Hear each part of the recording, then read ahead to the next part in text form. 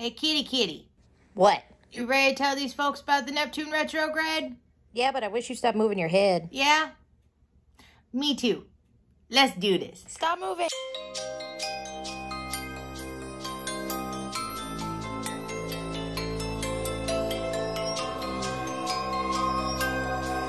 Hey, y'all. My name's Spiritually Southern Mama. This is Sijin, and we're here to talk about the Neptune Retrograde today.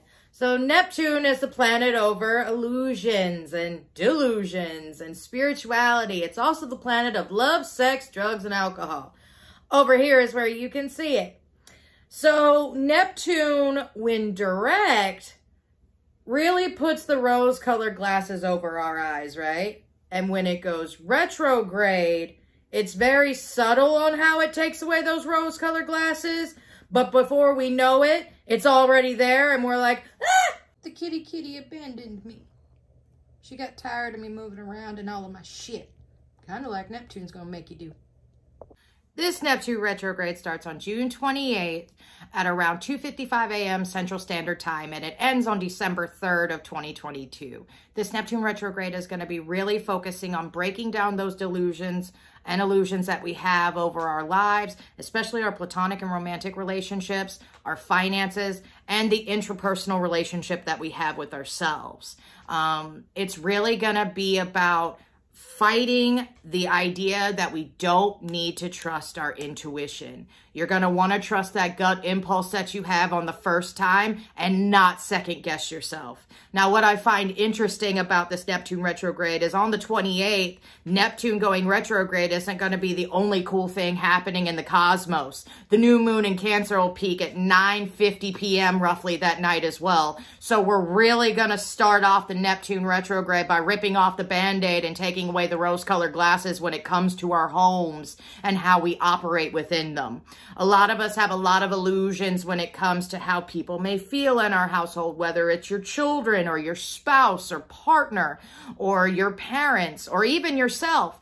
And so Cancer is going to really come in with that Piscean energy and kind of remind us of what matters at home first, which is going to be really important when we face these transits that might be a little tougher, especially on the mutable signs. So Gemini, Sagittarius, Virgo, and Pisces, y'all are really going to want to focus on making that energy copacetic and level-headed at home, because everywhere else in your lives, you're going to be ripping off Band-Aids, and it's going to be rough for y'all for a little while.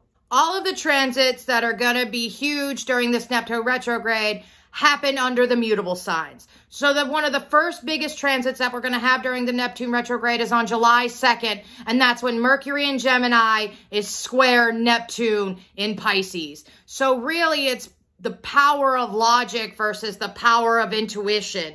And it's really going to be hard for us not to second guess ourselves during that time.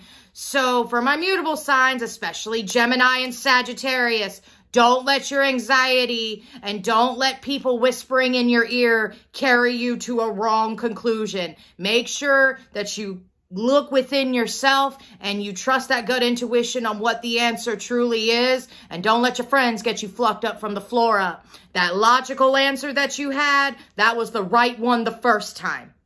On July 14th, Venus in Gemini is square Neptune in Pisces. So make sure that first of all, you understand that the grass may not always be greener on the other side. And make sure you communicate with both your intimate relationships and your platonic relationships about problems that you're having. It may not always be that you're not being heard. It may be that you're simply being misunderstood due to lack of communication. So make sure that you take some time to think on what you're going to say before you say it, but don't second guess yourself on the fact that it needs to be said.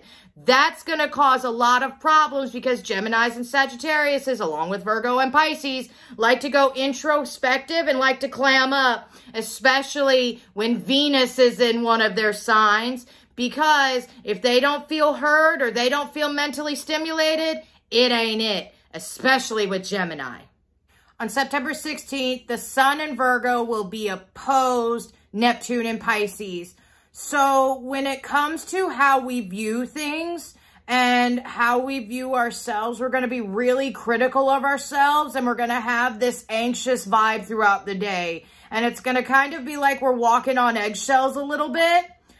Make sure you ground today, and make sure you ground for the next few days during this transit as it moves on. Because if you don't, you're going to be an anxious, bubbly mess.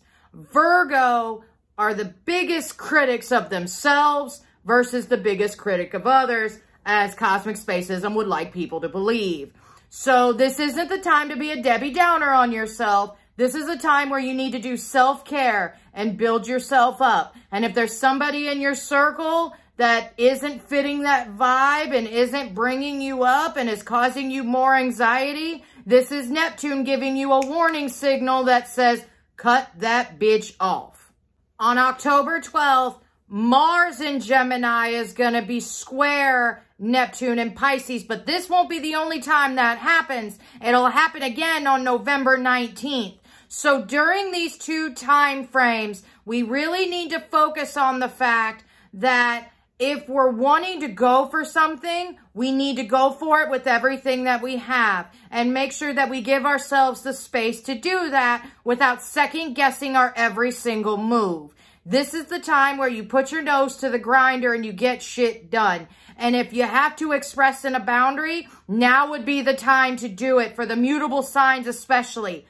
But make sure that we're addressing the toxicity in ourselves as well, because we're not going to be the only ones dealing with toxicity from other people. People may be dealing from toxicity from us during this time frame. So keep your toxic cues in check and make sure that you keep other people's toxic cues in check. And if they're not willing to do that, then they gotta go. On December 12th, Mercury in Sagittarius is going to be square Neptune in Pisces. So basically, we're going to be wanting to move forward and go towards our higher purpose or our higher self or higher education, however you want to look at it. We're going to be wanting to learn more about ourselves and what we're interested in, okay?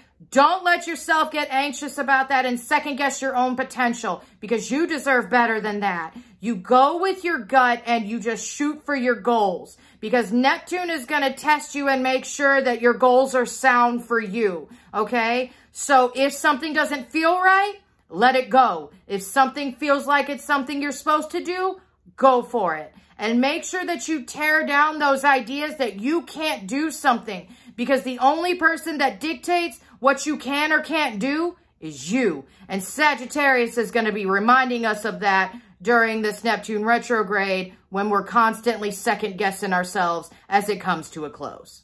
We've already talked about how mutable signs are going to fare during this Neptune retrograde. Let's jump over to the next modality, which is cardinal signs. Cardinal signs are going to fare really well during this time period because of 3 planets going retrograde during the portion of Neptune retrograde under the sign of Aries. Those would be Jupiter, Uranus, and Chiron. So we get an emotional break because of the Chiron retrograde. We get a break from the chaos because of the Uranus retrograde. And we look inward and check our moral compass and our philosophical views going towards our higher self and our higher goals because of Jupiter. So really, cardinal signs, Capricorn, Cancer, Libra, and Aries, get a huge break from the chaos and the emotional hell that they've been dealing with since roughly 2018. And they start being able to focus on themselves and the goals that they want to achieve for themselves during this time, during the Neptune retrograde. I'm sorry for telling you you had to be honest with your friend. Ow! Ow! No! I'm sorry! I'm sorry! Aries, you're really going to be all about going out there and getting what you want. Appreciate the silent blessing that's the solitude around you right now. You're going to find that a lot of people are coming off of you and you're letting go of a lot of bullshit. And that's okay. Your right tribe is going to come and find you, I promise. You focus on doing you to the fullest, making sure that those boundaries are in place and getting what the fuck you want. You understand me? For anybody with an Aries in their life, I wouldn't recommend standing in their way for the next 6 months. Cancer, you're going to really be looking at yourself internally when it comes to old philosophies that you were taught with what you believe now. So you're going to have to figure out who exactly you are, what you believe in, and what you're willing to sacrifice yourself for. You're also going to be telling people around you, especially in your home and in your immediate family, some really hard truths that they need to hear. And you may have to cut off some family ties or people who feel like family because they're expecting the old you when this Neptune retrograde is bringing out the new you. Let people fall off how they fall off. And remember, it's not your fault, even though they might try and convince you that it is.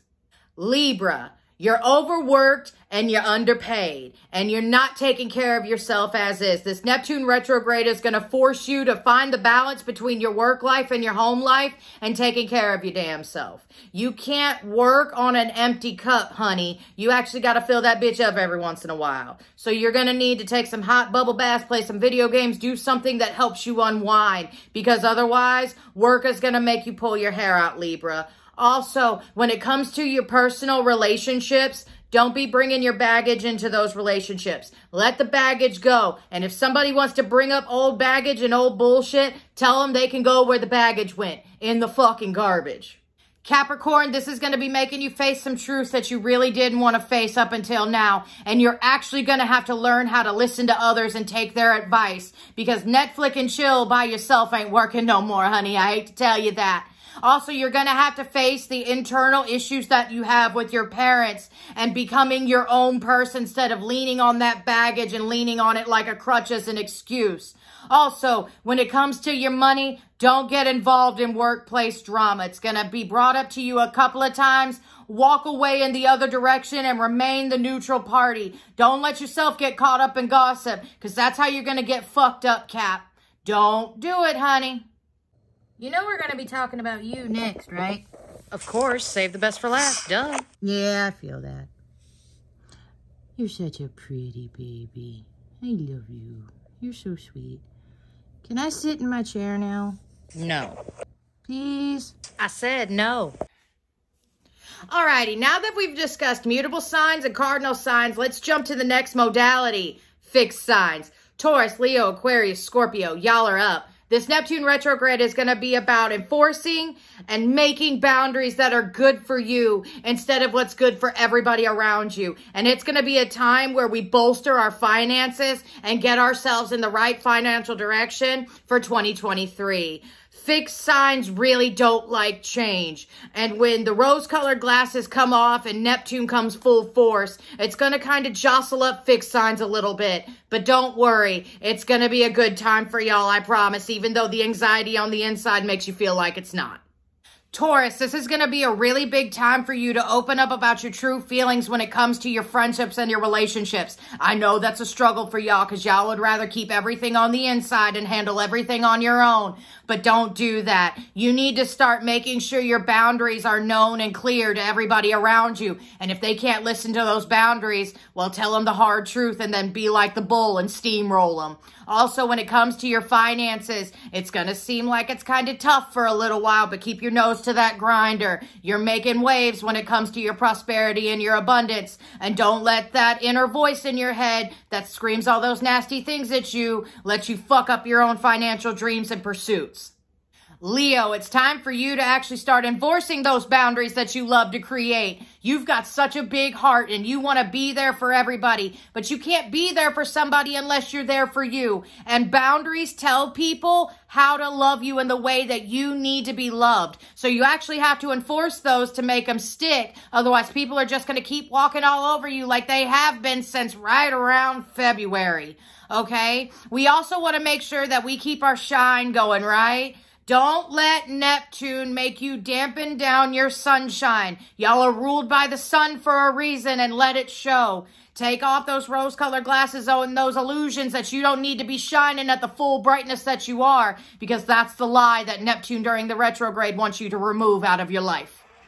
Scorpio, you got love on the brain, but let's keep in mind that not everybody who approaches you, especially during this Neptune retrograde, is going to have your best interest in mind. Don't be jumping on Tinder with for every he, she, and they that approaches you. Make sure that your boundaries are respected. Make sure that you're emotionally and mentally fulfilled here. And don't be going and collecting red flags, Scorpio, because you don't like to admit that you do that, but you do. You're loyal as a motherfucker, and you'll start collecting red flags as a form of rose bouquets and showing it off to everybody like it's the next next best thing. You need to make sure that the partner that you have is one that respects and dignifies you. And don't let Neptune retrograde be spitting those nasty words in your head that says you don't deserve it because you do this and this and this. No, you need to work on that within yourself so that way you get the partner that you absolutely deserve. Aquarius, Saturn is being really good to you right now. You're getting rid of a lot of those snakes in the grass, but Neptune is going to come in and make you question who's a snake and who's a rose. Make sure that you follow that gut intuition with who to cut off, but make sure your feelings aren't getting in the way and you're cutting off roses instead of snakes. Okay? Also, make sure you get a hold of those finances. Don't be overspending during this Neptune retrograde because you're going to want to. Make sure you keep that savings account in the back of your mind that it needs to be done because you're setting yourself up now for your financial future in 2023. It's on you, Aquarius. Make sure you get it done. Alrighty, y'all. That's the Neptune retrograde in depth on how it's going to affect you, the transits, and all 12 zodiac signs. Just a couple things to keep in mind. If you have fixed sign placements, being Taurus, Leo, Aquarius, and Scorpio, during the months of October and November, it's eclipse season coming back again on the Taurus-Scorpio axis. So remember, solar eclipses are the power of 3 new moons, which new moons are good for starting up manifestations, letting things go, banishing things, right? Because of the darkness aspect. I know a lot of people use full moons for banishing and letting things go, but people also use the new moon as well. And then lunar eclipses are the power of 3 full moons, which is good for helping realize manifestations and making them happen. It's also another good time for banishing and releasing depending on your practice. It's also a good time to charge your crystals and your tools and your whatever else you feel like charging under the new moon's energy. Just be careful and watch out for these energies. If you feel like it gives you a boost, great, use them. If it makes you feel tired, take that time to do self-care. But remember, it's a time of radical change during these time periods. And with the Neptune retrograde causing us to doubt ourselves and second guess ourselves, don't let this energy get you messed up for what you're trying to manifest. With all that being said, I'll see y'all people on Wednesday with the next educational video. Y'all have a wonderful night.